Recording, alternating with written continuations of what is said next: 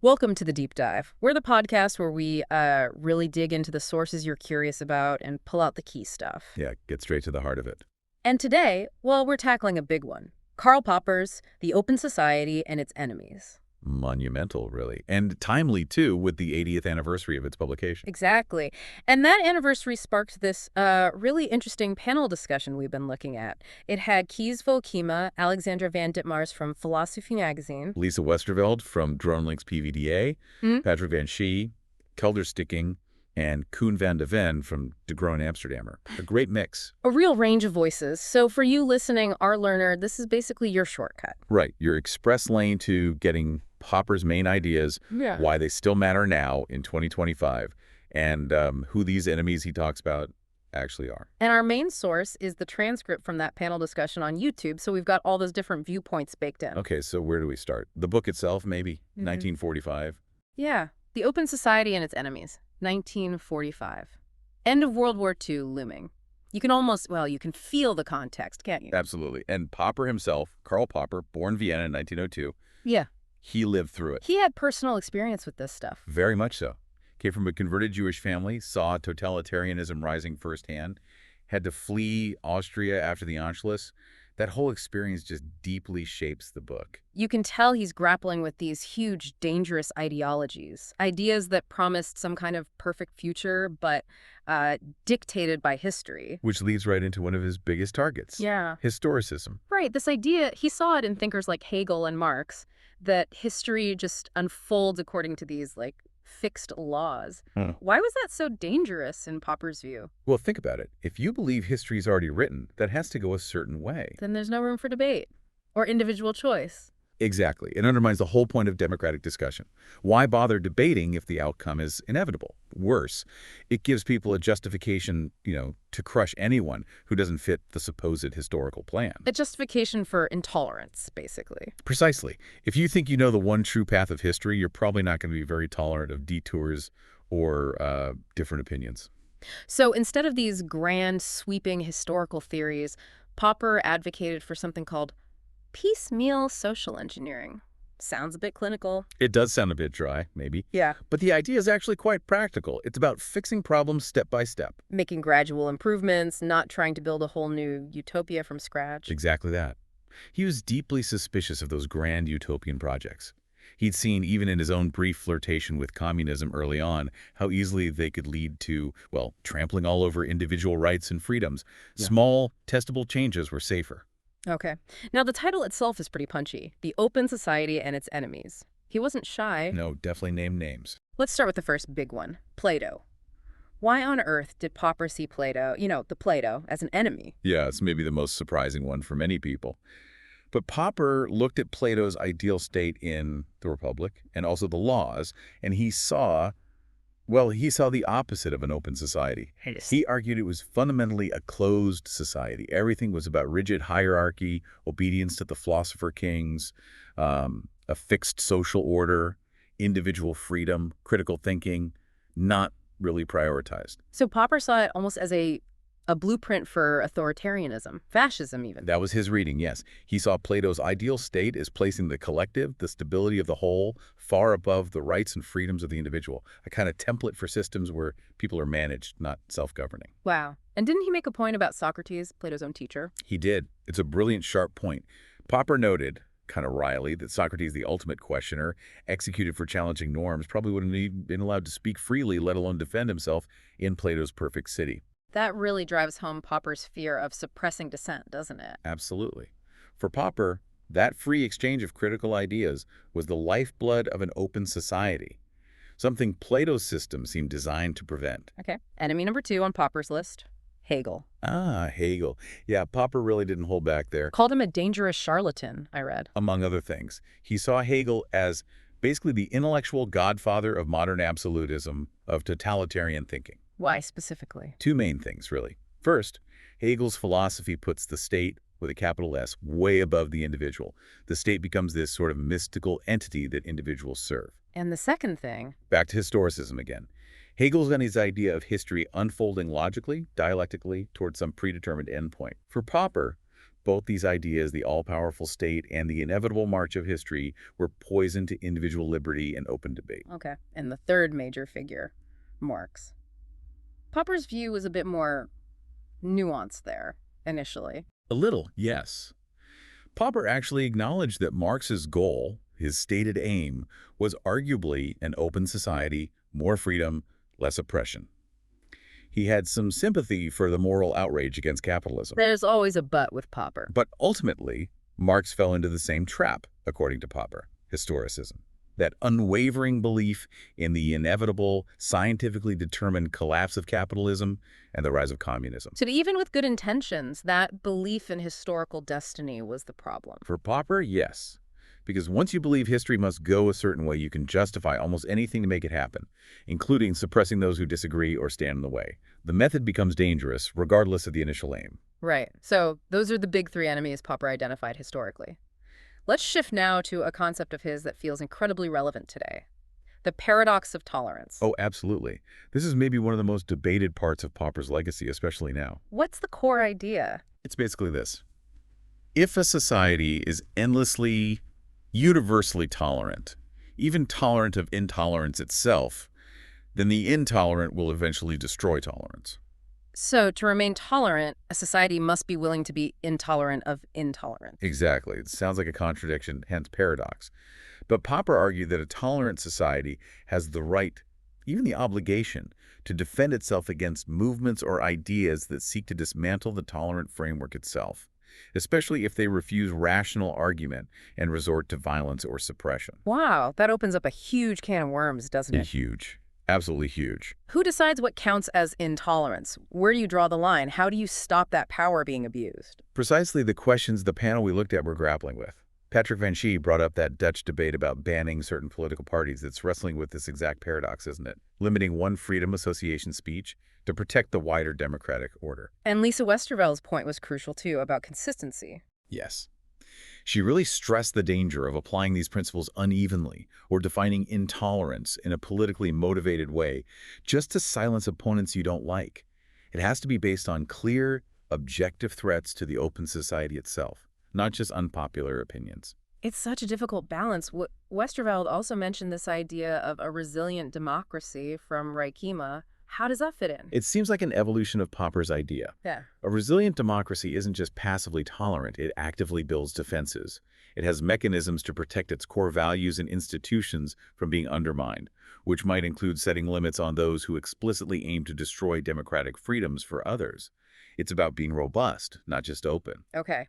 Popper was also thinking hard about, well, the nuts and bolts of government, political institutions. Yeah, he wasn't just abstract. He asked a really fundamental, practical question. Which was? How can we organize our political system so that even if we get bad leaders or incompetent ones, they can't do too much damage? Ah, damage limitation. Not relying on finding perfect rulers, but building in safeguards. Exactly. It's about checks and balances, accountability, ways to remove bad leaders peacefully. It's less about who should rule and more about how can we stop rulers messing things up too badly. Interesting. Lisa Westerveld on the panel talked about the Dutch system, proportional representation in relation to this. She did. She noted its strength, in representing lots of different voices, but she also had concerns. Like what? Fragmentation, maybe, making decisive action harder sometimes, but also, specifically, she mentioned the COVID period, feeling that parliamentary oversight, that crucial check on executive power, felt a bit weakened at times. It raises that constant question. How do we keep power accountable, especially in a crisis? Patrick Van Schie also brought up this inherent tension within democracy itself. Yeah, between democracy, the will of the majority, say, and the rule of law, the independence of judges, the sovereignty of parliament. These things are all vital, but they don't always pull in the same direction. Can you give an example? Well, an independent judiciary might make a ruling that upholds the law, but is deeply unpopular with the majority, or even clashes with what the elected parliament wants.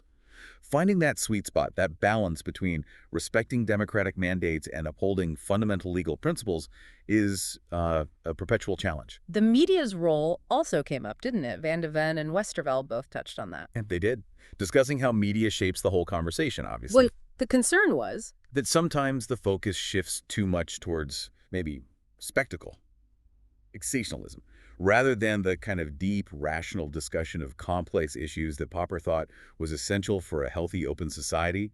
Getting reliable information out there is key. Okay, let's switch tracks slightly. Individual versus the collective. Popper had strong views here too.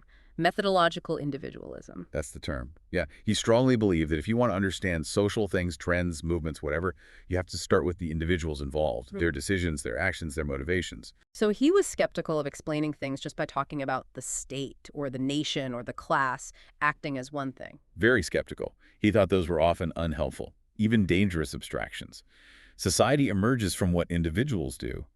Agency and responsibility lie with the individual. Van Shay actually brought up Margaret Thatcher's famous line in this context. There is no such thing as society. Yeah. Yeah, it's often misunderstood. But in this Popperian context, it reflects that emphasis. Society isn't some entity floating above us. It is the individuals and their relationships and actions. But Lisa Westerveld pushed back on that a bit, or added a layer. She did. She made the really important point that while individual action matters, you can't ignore the structures already in place. Power imbalances, systemic inequalities. These things massively shape the choices and opportunities individuals actually have. So it's not enough to just say it's all down to individuals if the playing field is tilted. Exactly. You have to acknowledge the context, the structures that constrain or enable individuals, often unfairly. It's a crucial corrective, I think. So for you listening, maybe you're thinking, okay, how do we balance protecting individual liberty, which Popper championed, with defending the whole society from genuinely violent or intolerant threats? That panel mentioned a tipping point. Yeah, that's the million-dollar question, isn't it? Yeah. When does intolerance become so dangerous that the tolerant society has to act against it? Popper seemed to suggest the line is crossed when intolerance refuses rational debate and aims to destroy the framework of tolerance itself, often through violence or suppressing basic rights. The tipping point is when allowing it to continue poses a clear and present danger to the open society's survival. That seems to be the idea. It's not about silencing mere disagreement, but about protecting the foundational rules of the game, if you like. Okay, let's bring this right up to date. Contemporary relevance. The panel discussed this worrying global trend, a rise in autocratic tendencies. Yes, there were some concerning numbers mentioned. Patrick Van Schie noted a marked increase in countries classified as very undemocratic. Why? What were the suggested reasons? Van Schie floated a few ideas. Maybe disillusionment after the Cold War, the promises of democracy not being fully met for everyone, the simple, timeless desire for power, a gradual chipping away at democratic norms and institutions. And Westerveld added, She mentioned the appeal, perhaps, of strong leaders offering easy, short-term answers to complex problems.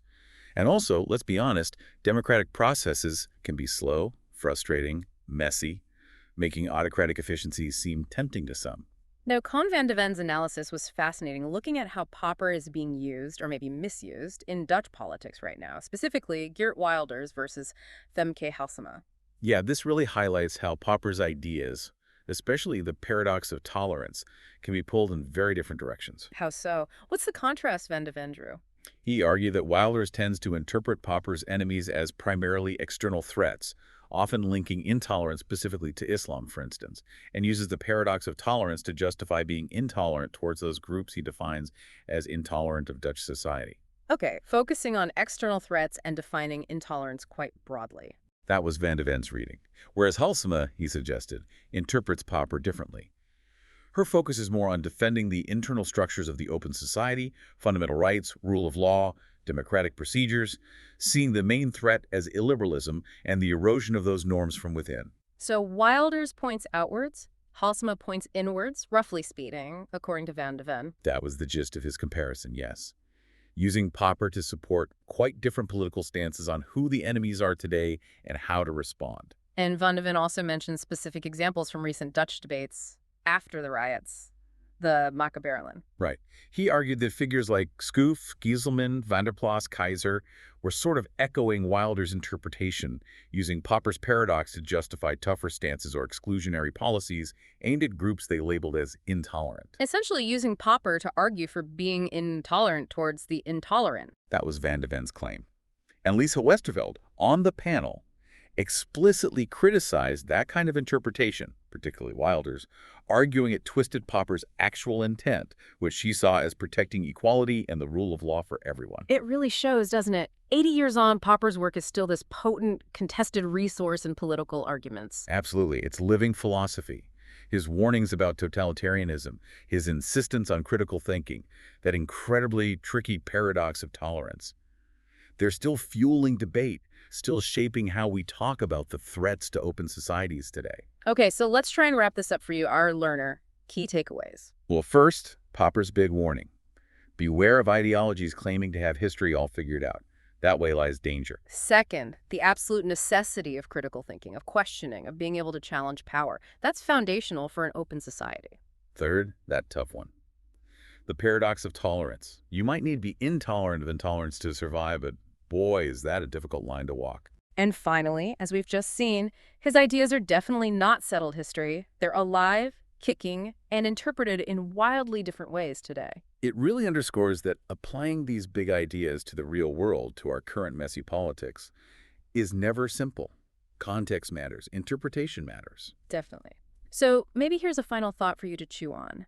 Given these clashing interpretations we've heard about the Wilder's way versus the Hasimo way, for example, how should a modern open society navigate that tightrope, balancing tolerance with self-defense against real threats? Yeah, where does individual responsibility fit in? What about our institutions? What safeguards do we need? How do we protect openness without being naive, but also without becoming closed ourselves in the process? No easy answers there. But that's the kind of crucial question Popper forces us to confront. Maybe worth digging into his work yourself. Definitely something to think about. Thanks for joining us on the Deep Dive.